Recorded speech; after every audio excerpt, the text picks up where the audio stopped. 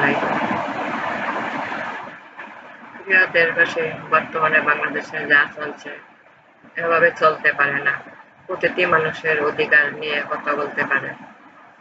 যখন ছাত্র-ছাত্রীরা আন্দোলনের মাঠে এসেছিল, তখন সরকার পারতেন ছাত্র-ছাত্রীদের, অভিভাবক, শিক্ষক বা ছাত্র-ছাত্রীদের ডেকে বলতে পারতেন, সমাধান দিতে। কিন্তু তা না করে সরকার কি করে পারলেন আমাদের সন্তানদের উপর বিমানযোগে নিচ দিয়ে গুলি করে গুলি চালাতে, আমাদের সন্তানদের, নিজস্ব সন্তানদের উপর গুলি চালাতে।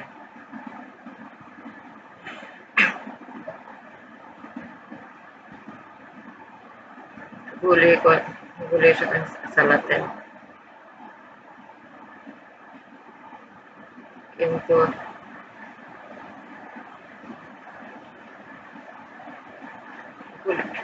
বিমান যোগে গুলি করার বা সরাসরি গুলি করার জন্য এমন কোনো পরিস্থিতি তৈরি হয় নাই।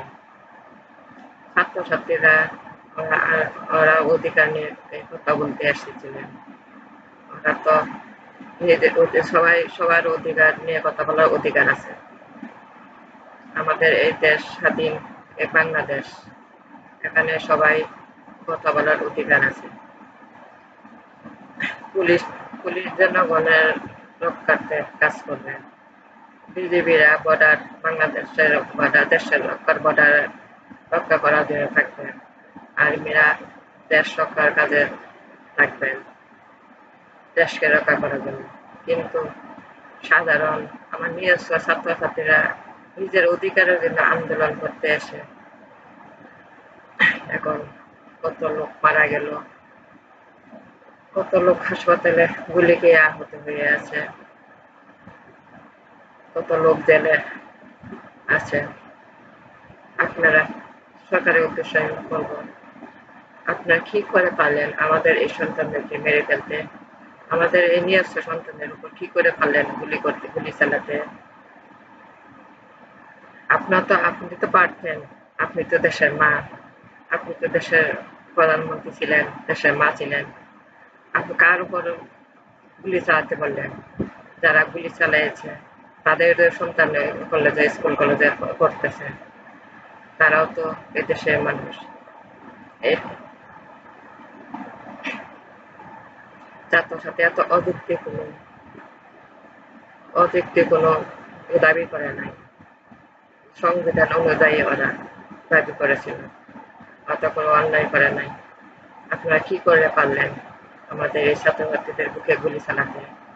এতগুলো লোক কি করে মেরে ফেললেন? আমাদের নিজ ছাত্র-ছাত্রীরা যারা মারা গেছে তাদের জন্য দোয়া করি, মহান আল্লাহ যাতে ওদের ব্যস্ত নসিব করেন। আর যারা ছাত্র-ছাত্রীরা যারা গুলি খেয়ে হাসপাতালে ভর্তি আছেন, মহান আল্লাহ যাতে তাদের তাদের তাড়াতাড়ি সুস্থ করে দেন।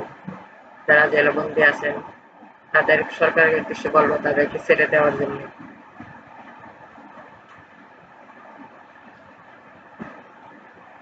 এই দেশ সবার স্বাধীনভাবে চলার অধিকার সবার আছে। ছাত্র-ছাত্রীতে সাধারণ জনগণ পথচারী সবাই বাস করে শহরে। আপনাদের গুলিতে ছাত্র-ছাত্রী সাধারণ জনগণ পথচারী অনেক মারা গেছে। মানুষ গড়ে উঠে কেউ রেহাই পেল না।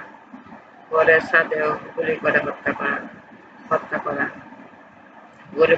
করা বাংলাদেশ এমন কোনো কিছু তৈরি হয়নি যার কারণে বিমান যুগে আপনারা হত্যা করবেন, গুলি করাবেন, বাস্তবে গুলি করাবেন।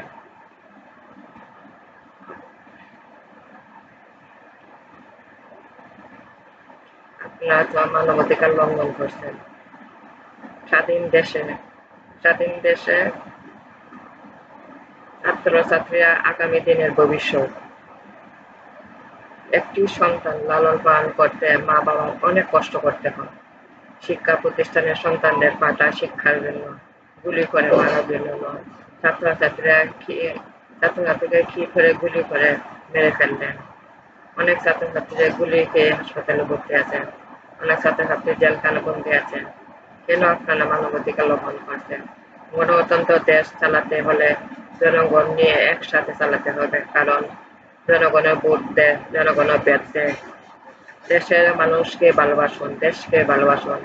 আপনারা মানবাধিকার লঙ্ঘন করবেন না, দেশকে অনিশ্চয়ের দিকে ঠেলে দিবেন না। গায়ের জোরে সবকিছু হয় না। আবার আমি বলছি, আমি একজন মানবাধিকার কর্মী হিসাবে আবার বলছি, মানবাধিকার লঙ্ঘন করবেন না। দেশকে ভালোবাসুন, দেশের মানুষকে ভালোবাসুন। আমাদের সন্তানদের উপর আর গুলি চালাবেন না।